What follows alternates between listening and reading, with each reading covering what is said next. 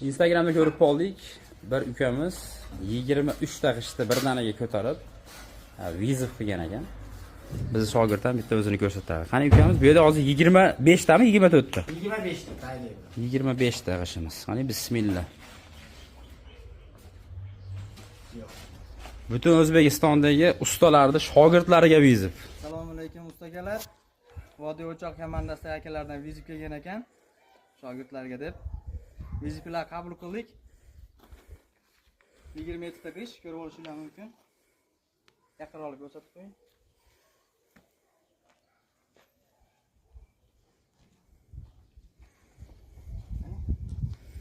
Bismillah. Boshdan qo'yib yuboring. Qo'yib yuboring.